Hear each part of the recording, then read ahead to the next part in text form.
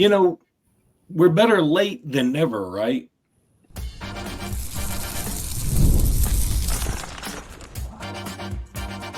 You are Locked On Bama, your daily podcast on the Alabama Crimson Tide. Part of the Locked On Podcast Network, your team every day. Hey, everybody, and sorry for the late podcast tonight, but, we had a lot of travel and stuff going on. But welcome back into Locked On Bama, AHSA Radio Network. Luke Robinson, that's me. Bama Online's Jimmy Stein, that's him. This episode is brought to you by FanDuel, and I'll tell you about FanDuel in just a bit. I want to thank you everydayers for joining us every single day, and you newbies, welcome. Jimmy, so let's start with your stock up, stock down. This has become a popular feature on Bama Online and here on Locked On Bama every week, and I'm curious to know because I haven't even read the article yet, so tell me about it. Well, I did something a little different this week. Instead, we didn't have a game last Saturday, so we weren't really players that who stock up or stock down this week because we didn't play. So what I looked at was, believe it or not, there's games after Georgia. I know Georgia sucks up all the oxygen in the room. It's all anyone wants to talk about. It's all I want to talk about. But I just peeked ahead, and I'm like, you know what? Summer magazine season is over. Preseason camp's over. The talking season that they say on Marty and McGee, that's been over. There's actual games that have been played, multiple games even. So I thought, okay, who's better than we thought? Who's worse than we thought on the games following Georgia, the 7 SEC games, because I didn't count Mercer. And here's what was interesting, and I don't think my findings are controversial. I have a stock up. Who's better than we thought? Tennessee, Vanderbilt, and South Carolina, all better than we thought would Tennessee's be. Tennessee's NVIDIA. I mean, Tennessee is way up there right Tennessee, now. Absolutely. And I noted they were number one. Tennessee, not stock up, stock way, way, way up. Stock down based on what we thought they might be.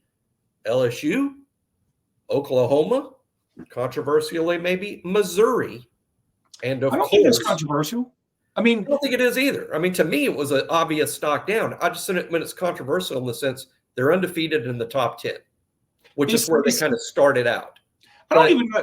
It may be a little stock down, but let's say it's like a stock you bought for $20 and it's just been sitting there at 19 and change. And you're like, okay. I thought you were going to make a move. I bought into you thinking you're going to shoot way up. I'm just disappointed. Exactly. This is not a hold stock. Missouri's not a hold.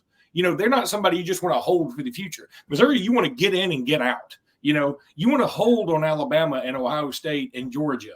That's what you want to hold on. So stock also down, of course, for Auburn. So 4 down, 3 up. But 2 of the 3 that are up, Alabama is still going to be a significant favorite over Vanderbilt in Nashville and over South Carolina at home. Alabama will be a big favorite in those games. So really, stock up, stock down. I see scheduling-wise really good news for Alabama. Most of the tougher games, those teams so far have not been as good as thought this summer. And I'm mostly pointing fingers at LSU and Oklahoma and Missouri to an extent. So that's good news for Alabama. Now, bad news, Tennessee stock way, way up. I've said this before. I'll reiterate it.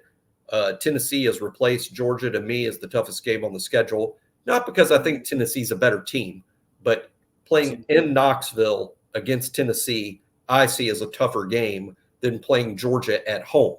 But, if they were playing on a neutral field, I would like Georgia to win the game. But I just think playing in Knoxville is going to make that now, in fact, the toughest game on Alabama's schedule. I did not see that coming this summer. I was higher on Tennessee than most. I'm not saying I'm shocked that Tennessee's good. I am shocked they're this good, and especially the way they've gone about it, where, sure, they have the star quarterback and Nico Iamaleava. Yeah, he's a star. He's great. But, man, their defense is fantastic, and they can run the ball. That's a complete football team. I didn't see that coming. Yeah, I'm with you on the Tennessee for sure in terms of stock being way up. I do want to see just a little more. Everybody is like worshiping at the altar of Josh Heupel right now, and I kind of get it because I guess of all the teams that have played, they have the best combination of looking impressive and a super surprise. Like Texas and Alabama and Georgia, there wasn't much you could do. Georgia went out and waxed Clemson, who now is waxing everybody else, and everybody just sort of went, and Alabama goes to Wisconsin, beats the crap out of Wisconsin. I was on the radio show today in Montgomery, and he was like, well, that wasn't really a big win. I'm like, tell it to the teams that usually get beat there. I mean, Wisconsin's not a bad squad. That's not, and it's a completely different environment for Alabama. And Texas goes to Michigan and bludgeons them to death, and they get a little more street cred for that. But, I mean, I think now people are just more excited about Arch Manning than they are any of those wins. But Tennessee went to Charlotte and blew out NC State, and then they went to Oklahoma and blew out Oklahoma. Those two teams probably are destined for many more losses this year, but that's why I'm saying I'm pumping the brakes just a hair. I mean, I've got people saying, yeah, Tennessee's going to win the SEC now. I'm like, let's just hold off a minute. Let's see what happens. I'm not saying they won't. I don't think so. I had Texas before the season started, and I have not changed. All right.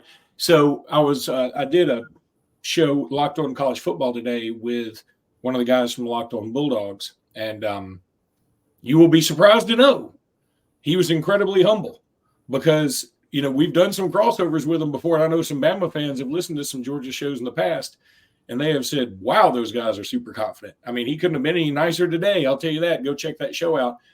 But I said something that, boy, this is not very humble. I said something that resonated with me.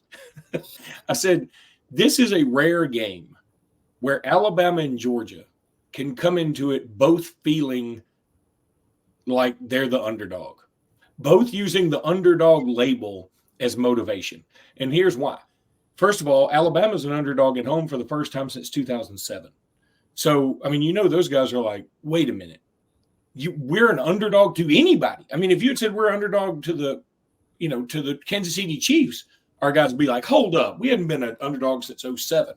Right. And then, there's people who still just feel like it'd be a surprise if Bama wins when a lot of the main characters, or at least some of the main characters, are still on the team that beat them last year. And in some ways, Alabama got better in some aspects, like at center. And I think at explosiveness at wide receiver. And I think even running back even. But then on the other side, you look at Georgia, and they look at the ESPN predictor that has Alabama a 66% chance to win, which of course means a 34% chance to lose. But they're like, hey, that ain't right. Nobody predicts us to lose. And then they got knocked from their number one perch by Texas without losing the game. And so that's going to, make them feel a little disrespected.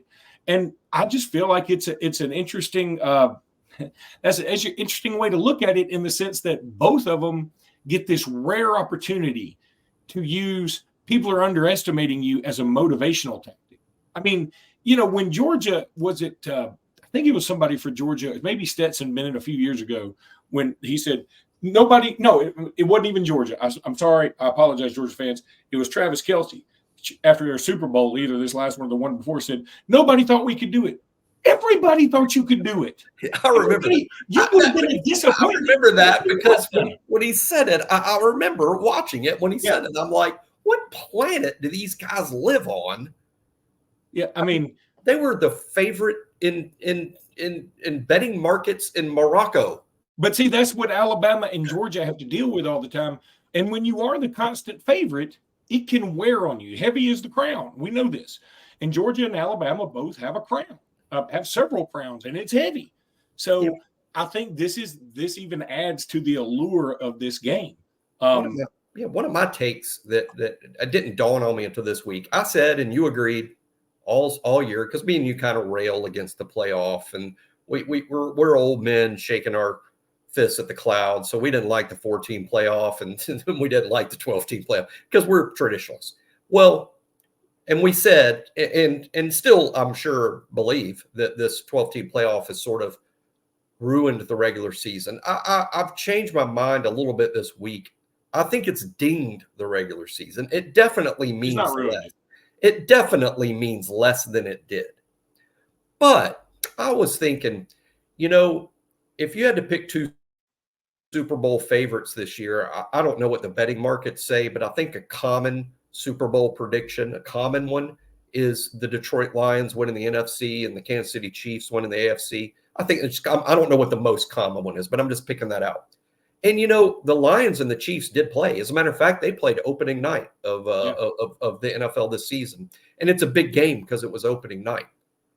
But you know what? Maybe it's because we're close to the fire, Luke. But I just feel like, yes, the regular season's been dinged, but this game feels big. This game feels huge. There's a magnitude to Alabama versus Georgia that you didn't even have in Chiefs versus Lions. Did Chiefs fans, when that game was over, I think the Chiefs won, right? When the game was over, did the Chiefs fans go, well, that's it. We're in the Super Bowl now?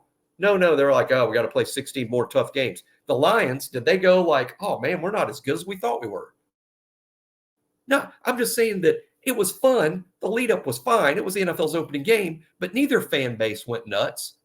The loser of Alabama, Georgia, Saturday night, their fan base is going to be bothered. Well, and here's because Georgia's going to think, we thought we had a Nick Saban problem. Ends up we got an Alabama problem. And that is the reason that. See, I think that is Georgia's last hurdle to actually be the quote unquote top dog. Michigan winning it all last year, notwithstanding.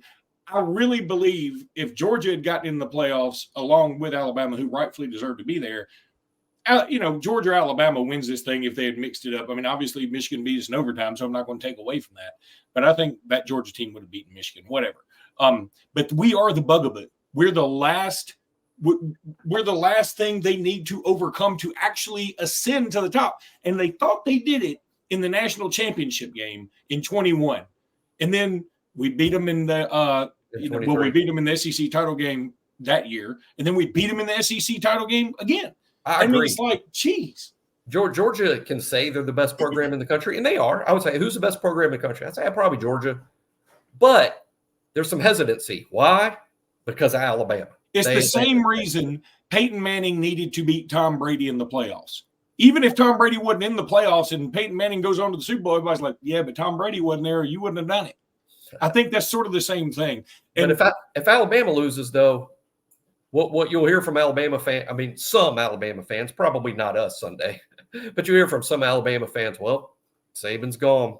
We're paying the price. Saban's gone. So that's why this game, there is ramifications to losing this game. There were no ramifications to losing the Chiefs versus Lions NFL game, even though those were maybe the two best teams in the NFL this season. No ramifications for losing. They will feel like ramifications Saturday night for the loser of this game.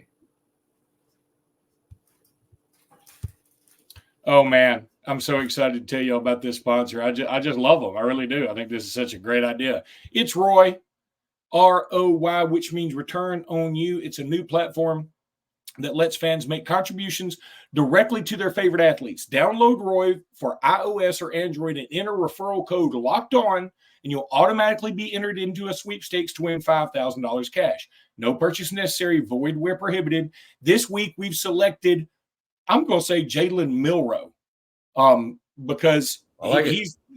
I'm going to give him some money. I'm just going to give him some money this week on Roy. I'm going to do that. And if you were impressed as we were with his performance against Wisconsin, you can show him some love too. Just chop on Roy and throw in a few bucks. If everyone pitches in just $10, it adds up fast for Milroe or Ryan Williams or whoever you want to put it on there for. Parker Brailsford, hey, throw James Burnham some love. He's been a dude. How about Leland Hibbett? The snapper never gets enough. Oh, that's so cool. Get off the sidelines and get into the NIL game with Roy. Look, you're looking right now at the app. Now you're looking at it. It's right on my phone. I'm not kidding with y'all. Go. You don't have to do $100. Do $10, $5, 15, whatever. I'm telling you, after Georgia, if we win Saturday night, I want to hear that Roy just blew up. That's what we need to talk about, because that definitely needs to happen. Now I'm going to tell you about LinkedIn. LinkedIn's just awesome. It always has been. We use it over at Robinson Iron, use it at Satterfield Outdoor Living. And when you're hiring for your small business, you want to find quality professionals that are right for the role. That's why you have to check out LinkedIn Jobs. LinkedIn Jobs has tools to help you find the right pros faster and for free. LinkedIn isn't just another job board. LinkedIn helps you hire professionals you can't find anywhere else, even those who aren't actively searching for a new job but might be open to the perfect role. In a given month, over 70% of LinkedIn users don't visit other leading job sites. So if you're not looking on LinkedIn, you're looking in the wrong place, Bo. Bo or bro. Either if your name is bro and you are bro, then you're looking in the wrong spot. On LinkedIn, 86% of small businesses get a qualified candidate within 24 hours. Hire professionals like a professional on LinkedIn. Post your job free at linkedin.com/lockedoncollege. That's linkedin.com/lockedoncollege. Terms and conditions. Yeah, I mean, they're probably going to apply, but that's okay. We love terms and conditions. Jimmy, this visitor list for Alabama is epic in like a gazillion different ways. It got a hair less epic because Justice Terry has been affected by this hurricane, and his high school game got moved from Friday night to Saturday, so he's not able to make the trip. He will reschedule. Maybe he'll come for something like Missouri, and maybe he'll come from Missouri when Anquan Fagans comes for Missouri, and that would be awesome. That could be good. But regardless, the Justice Terry notwithstanding, this list is incredible. It's getting better by the second.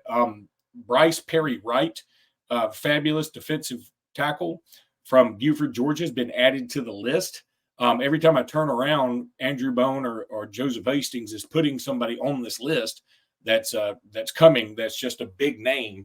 And I mean, it's going to be the place to be, Jimmy. I mean, this thing is going to be all recruits, Secret Service, and then I think you and me. And I don't know if we can get anybody else in there. It is hard to believe. I hope the extra security doesn't scare off the prospects that have to sit there and get wanded 48 times. Well, you know what's going to be funny is like Trump is going to go in and like everybody, and then Trump's going to be like, why does that guy have so much security? Oh, he's Ryan Williams. He needs it. He needs it. We probably should go through this extra security every week just for Ryan, frankly. Yeah. But no, the prospect list is it literally is unbelievable. I've joked that it's literally the Vanity Fair post-Oscar party in terms of the celebrities and the stars amongst the prospects. I mean, even basketball, 3 5-stars. Well, maybe 4, because Caleb Holt may come. I read from, I think, Andrew Bone. Holt, so that's 4. To say nothing of A.J. DeBansa, the number 1 prospect in the country and who's been compared to people like LeBron. He's going to be there. And on Hey Coach this evening, before we recorded, the other coach that was on other than DeBoer, Rob Vaughn from the baseball team, he was hinting, although we can't say names because that's against the rules, but he was hinting that even baseball has a star-studded prospect group coming in this weekend. They all want to be here for Alabama, Georgia. So, hey, the football team benefits every program on campus. But yeah, the football prospect list is just crazy, and it's not just the 25 guys; it's the 26 and 27 guys. The number 1 quarterback in the 27 class, potentially a kid from Louisiana, I believe, is here. I think he's from Baton Rouge. The number one player in Alabama in 26, Tank Jones, he'll be here again. I don't know about getting commitments this weekend. There's just so much going on. But yeah, the prospect list is crazy. It's red carpet time to describe the quality of prospect and the quantity of them that will be in the stadium Saturday night. Yeah, it's gonna be bananas, man. I'm here for it. I was leading you into the basketball stuff too. It wouldn't shock me if some basketball commitments came pretty quickly, though. That could happen. That could happen. I don't know if AJ, and I've been saying Dabanasta. I don't know if that's right or not. Dabansta, I believe. Dabansta. Dabansta. There's a T in there somewhere. Yeah, Dybansta. Dabansta. Oh, Dabansta. Okay, that Dabansta does sound a little bit like something you take for a mild upset stomach. Like, Mom, do you mean Dabansta? If you've seen that kid play basketball, he's causing a lot of upset stomachs if he doesn't sign with your school. This kid's a dude now. Yeah, that is true. If he doesn't sign with us, I will throw up. He reminds me of Brandon Miller as a player. I mean, I see a lot of Brandon Miller, but Brandon Miller didn't have this level. Brandon Miller was like a 5-star and a national elite dude, but not like AJ DeBansa. I mean, yeah, he's a freakazoid. Yep. So now I need to tell everybody about FanDuel. Man, FanDuel is going to be blowing up this weekend. You can bet on that. I mean, there's going to be a lot of people on FanDuel dealing with this game. But if you're an NFL fan, you can start the season with a big return on FanDuel, America's #1 sports book. So when you get a hunch in the middle of the game, you can check out the latest stats, view live, play-by-play, and so much more on the same page where you place your bets. You'll get started with $200 in bonus bets guaranteed when you place your first $5 bet. That's only on FanDuel.com, which, of course, is America's #1 sports book. So wanted to throw out there very quickly, now we get the SEC availability reports. I mean, I guess we just can't call anything what the NFL calls things. Like we can't say it's the 2-minute warning, it's the 2-minute stoppage or whatever. And now we, instead of the injury reports, we get the SEC be just like the NFL. availability. Can't use the same terms, but be like the NFL. Yeah. But don't say we're the NFL. We can't use that term either. Yeah, we can use NFL, but we got to spell it with a silent E at the front, like NFL. So anyway. Lowercase f. Yeah. So SEC availability reports for Bama. This was a little bit surprising to me. Quay Russaw, Richard Young, and Jeremiah Alexander, all probable. I mean, Russaw I thought would be there. Richard Young, I'd be a little surprised if he played regardless. Jeremiah Alexander, that's great.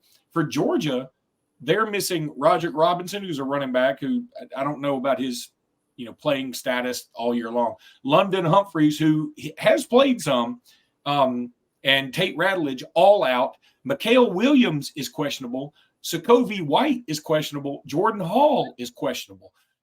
That's another wide receiver and 2 defensive linemen. Look, I don't want to win because Georgia has everybody hurt or anything. But if they're going to have people hurt, they might as well be hurt for us. What I was surprised, Luke, is that there's only 3 names on the list for Alabama. That makes Alabama one of the healthiest teams in all of college football. When there's only 3 players on your injury report, ask an NFL team. Is that because we substitute so much more now? I don't know. I mean, I think it's just a lot of luck. I mean, Yeah. Georgia's won by big margins other than Kentucky. They've played a lot of guys. I think we're just having at this moment, and gosh knows why I'm knocking on – I got wood down here. Knocking on wood. The team is say that. remarkably healthy. And then you bent down and everything. Don't do that. The bottom part of the chair. Okay. Say I got wood on my chair. The bottom part of the chair.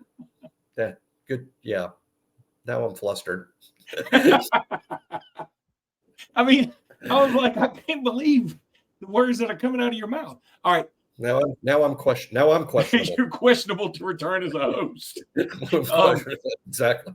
But you've just been downgraded to doubtful. I was never probable. But regardless of that, no, just 3 players on it. Although Jalen Hale wasn't on it. I hope we don't get fined. You get, by the way, for people that don't know, if your report is inaccurate or you don't include someone or it ends up being I think what they call grossly inaccurate information, you get fined.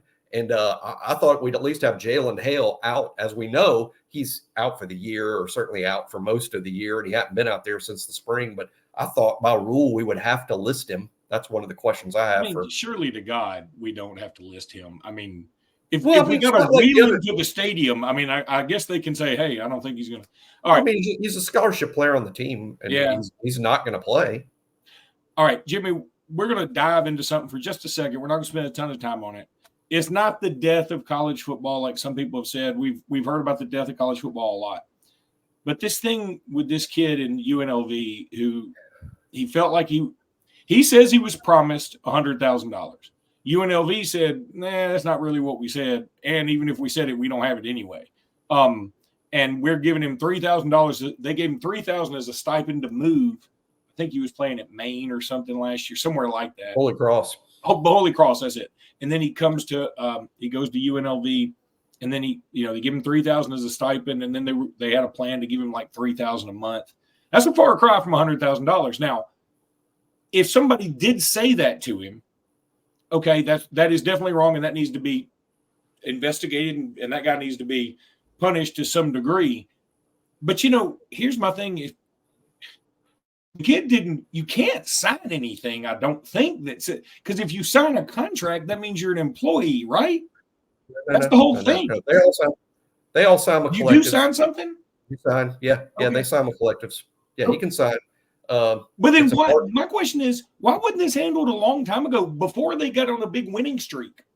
Well, UNLV has completely screwed this up. But look, there's so many different people telling different stories that I'm a little hesitant on day one to come out real emphatically and blame, because I want to be upset about this. And I think we should all be upset about it. Yeah. And I need more facts before I know who to be upset, because I look at this two ways hypothetically.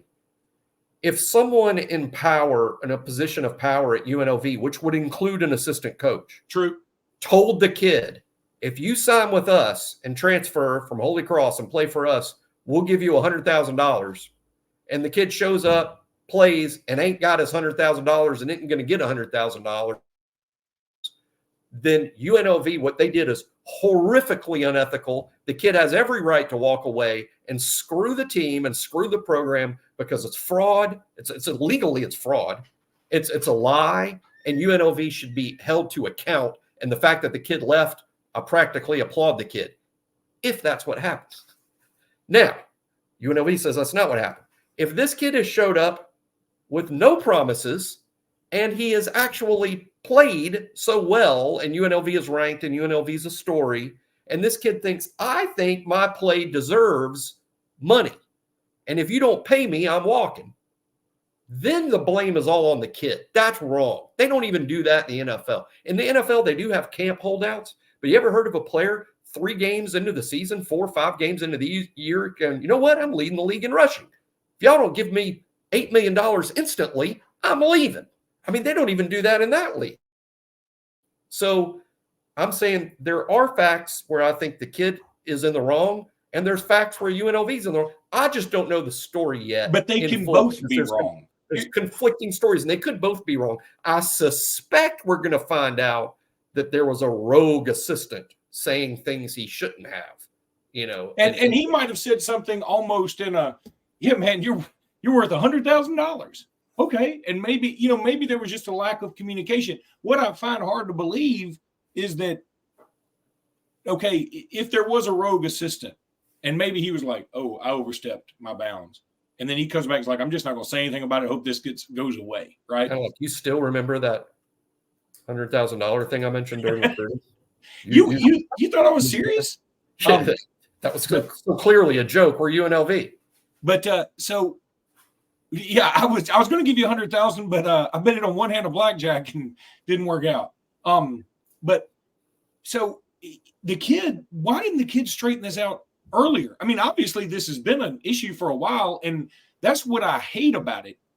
And certainly people say, well, if they weren't paying you, you'd leave too. Well, it's not. First of all, it's not like he's getting nothing. In fact, people are lauding UNLV with praise. They might go to the playoffs if they're undefeated. And so now I would say their chances of, and that kind of sucks. And here's the other thing. Bear Alexander just did the same thing at USC just today. He decided, I'm redshirting and I'm leaving the team. And part of it is probably about playing time. I mean, but as Riley Leonard said, he played 58 snaps against Michigan. It's not like he played 3 snaps. He played 58, and his production hadn't been great. And we paid, they paid him a bunch of money to come there because it was pretty open that, yeah, I'm going to the highest bidder, essentially. He left Georgia to go to USC, which isn't known for its defensive prowess. So what I'm scared of, Jimmy, is what you're going to see more and more of for the smaller schools, especially. They're going to have a lot of leverage. Like, I don't think Jalen Milroe ain't ever going to do that. That's just not in his DNA. But he's also being paid. I mean, we also are, like I said, we are honoring what we said. If the kid at UNLV was said, if you sign with us, you're going to get X amount, and he didn't get it, I got no problem with him leaving. But it does stink of if his position during the season about the money he should be getting has changed in midseason because he's playing well, then that's all on the. That's what it smells like, though. And that's what it. I mean, I don't know. I just don't. I think that he both was probably promised more than he's getting, and then he wants more than he was promised because they're doing well. That's my belief. I'm not saying that is fact. I'm saying that is my belief. That's what makes the most sense to me. And in that regard, I think both of them are wrong. And now, see, you and the rest of the people on UNLV get hosed. You see, what NIL is a lot like is that episode in The Office when Michael Scott spoke to an elementary school and promised them all he would pay for their college. Scott's Tots. Scott's Tots. Yeah. And he would pay for their college. And then the years flew by, and now they're ready to go to college. And he said, I really envisioned myself being a lot richer at this point. So I think that's what's really going on here. This is a Scott's Tots episode at UNLV. This is what's happened. Apparently, the assistant coach that's recruiting over there is apparently a lot like Michael Scott. Maybe instead of the running Rebs, they're the reneging Rebs. It's just like Michael Scott was like the assistant coach. He said, hey, and then he does that thing coach, where he goes, they came up with this great new recruiting tool. I told him we'd give him $100,000, but we don't have $100,000. Yeah. Well, we'll worry about that later. Like, explain it to me like I was 5. Okay. All right. That's going to do it for today's podcast. We'll be back tomorrow, and we'll be on time tomorrow or close to it. Prediction show. Prediction show tomorrow. We got a prediction show tomorrow. Yeah. We got a lot of stuff to talk about. Got a lot of predictions to make. I made a prediction today, and I might change it because I'm changing hourly here. So I'm going to tell you something what I'm loving. The national media is trying so hard to get away from this game. They're trying to find things to talk about other than this game, and they start talking about other things, and then they always just take a exit right back to Alabama, Georgia. They can't help it. They're like, we can't talk about anything but this game. We're sorry. We're sure there's some other games on this weekend. We will be watching none of those. There's other games on during the Alabama-Georgia time slot. I find that hilarious. Good luck with that. I hope one of them's UNLV because they're about to get the hell beat out of them without their starting quarterback. All right. I know one of them is South Alabama versus LSU, which I'm sure will be watched by the parents of the South Alabama and LSU players. I'm going to tell you, I know we're running over, but that kid Fluff, that running back for South Alabama, that kid's from Aniana. And I remember everybody telling me last year, this kid's a dude. All he does is run over people. What's he doing in South Alabama? Running over people. We were just talking about UNLV and NIL. South doesn't have NIL money. Not really. Oh, they better take a picture of Fluff. Fluff has to be portal bound in December because he's deserving of a big deal to stay in college, and I don't think South or any other similarly situated group. This is the problem with college football. They can't keep Fluff Boutwell in Group of 5 schools anymore. No, he's a dude, man. All right, that's going to do it for today's podcast. We'll be back tomorrow. Until then, roll tide, everybody. Roll Tide.